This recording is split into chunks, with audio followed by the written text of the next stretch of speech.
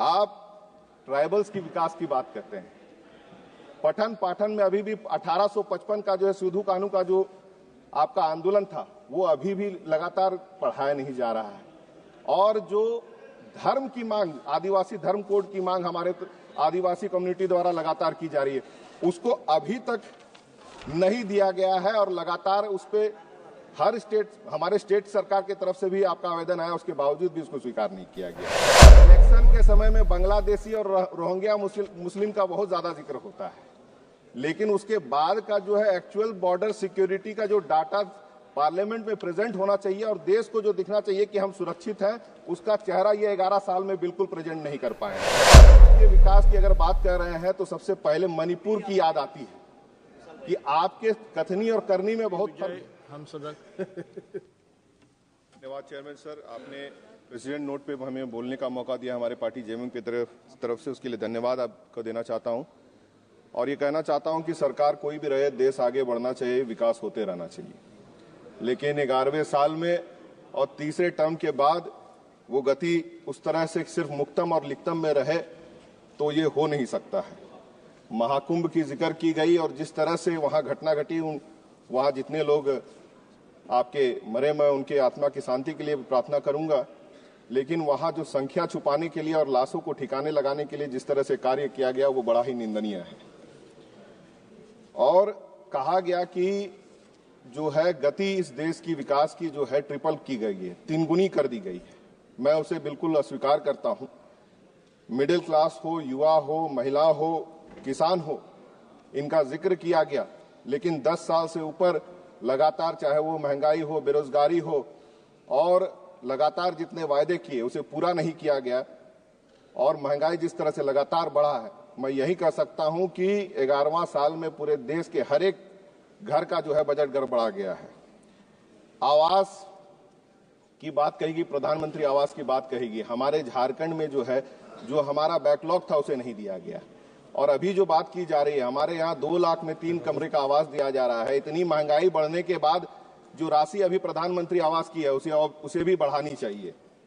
प्रधानमंत्री किसान समृद्धि स्कीम के तहत 41,000 करोड़ जो है डिस्पर्स करने की बात कही गई, लेकिन मैं ये कहना चाहूंगा कि पूंजीपतियों का करोड़ों करोड़ों माफ किया जाता है, लेकिन किसान कर्ज माफी करने में जो है सरकार हमेशा अपना हाथ जो है पीछे कर देती है। ये बड़ा दुर्भाग्य का बात है। आयुष्मान भारत के तहत आपका हेल्थ इंश्योरेंस की बात कही गई, पीएम विद्या लक्ष्मी योजना के तहत फाइनेंस असिस्टेंट की बात पढ़ाई के लिए कही गई, आपका जाकर के आदिवासियों की पढ़ाई की बात की गई। लेकिन पूरे अगर हम 11वें साल में और ये आपका तीसरा टर्म की बात अगर कहें, जिस तरह से महंगाई बढ़ी है, जिस तरह से टैक्स आपका बर्डन बढ़ा हर एक घर पे, हर एक व्यक्ति पे, उसके बावजूद किसी भी तरह का सोशल सिक्योरिटी, चाहे वो हेल्थ का हो, चाहे वो एजुकेशन का हो, जॉब का हो, 10 साल में जितने वायदे किए सब पे जो है ये सरकार जो है विफल रही है। और जॉब गारंटी की अगर हम बात करें, 2 करोड़ प्रत्येक वर्ष की बात कही गई थी। आज 11वां साल है, 22 करोड़ रोजगार की बात होनी चाहिए थी। 10 लाख रोजगार 2 साल में दे करके ये अपना पीठ थपथपा रहे हैं। कहीं कोई कंपैरिजन नहीं है सर, कहीं कोई कंपैरिजन नहीं है। ट्रेन के माध्यम से वंदे मातरम, अमृत भारत, नमो भारत के तहत बहुत सारी ट्रेनें की बात कही गई है। झारखंड जो आपका माइनिंग स्टेट है, या और भी बहुत सारे स्टेट है जहां से कि आपका जाके रॉयल्टी सबसे ज्यादा रेलवे को जाता है, और वहां पे आपका उसके बनिस्पत जो है आपका कम सुविधा दी जाती है। उसके अलावा जो आपका कोविड के समय जो ट्रेनें बंद हुई वो अभी तक आपका स्टार्ट नहीं हुई है। विकसित भारत की बात हमेशा कई बार विकसित भारत की बात इसमें आई, और जन सहभागिता, इकोनॉमिक प्रोग्रेस की बात हुई, डिजिटल रिवोल्यूशन की बात हुई, मॉडर्न इंफ्रास्ट्रक्चर की बात हुई, लेकिन सबसे बड़ा बैरियर इस गवर्नमेंट की डिवाइड एंड रूल पॉलिसी है। फूट डालो और राज करो।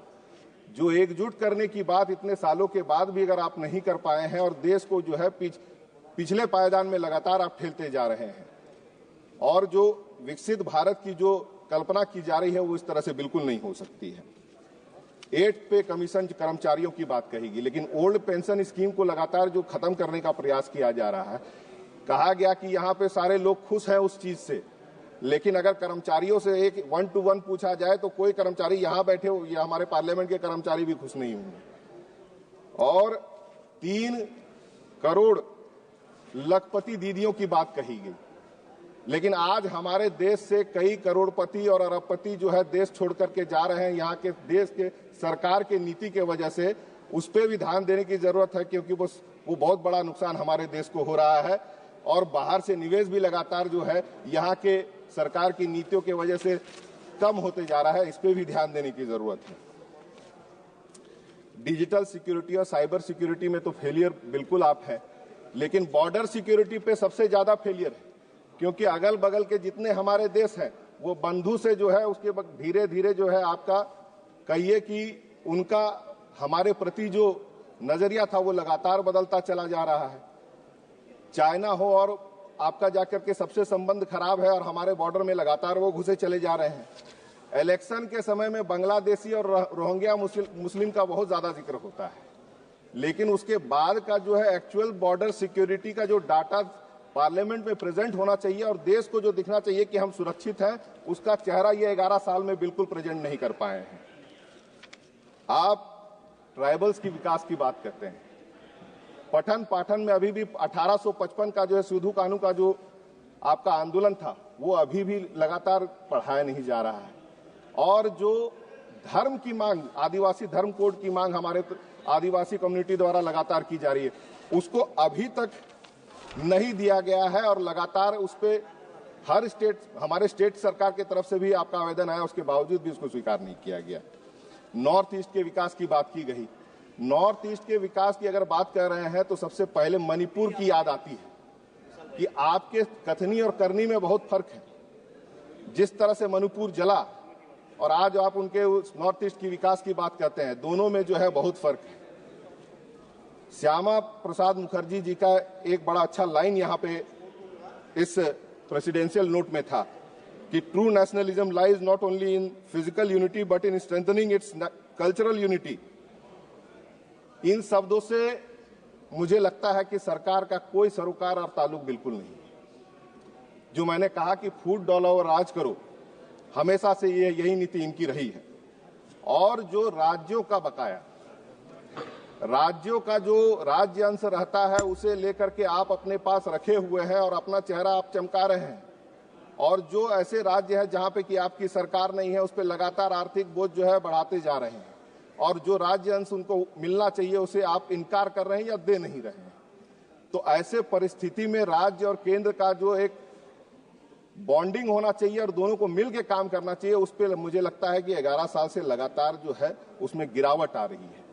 तो जितनी भी बातें, बहुत अच्छी अच्छी बातें कही गई, लेकिन 11वां साल और 3 टर्म के बाद अगर आज भी यही रवैया है कि आपका रोजगार, महंगाई और आपका जाके सोशल सिक्योरिटी पे किसी तरह का कोई रूपरेखा नहीं दिख रहा है, तो मुझे लगता है कि ये सरकार पूरी तरह से विफल रही है। मैं यही कह सकता हूं। इन्हीं बातों के साथ अपने बातों को विराम करूंगा। बहुत बहुत धन्यवाद।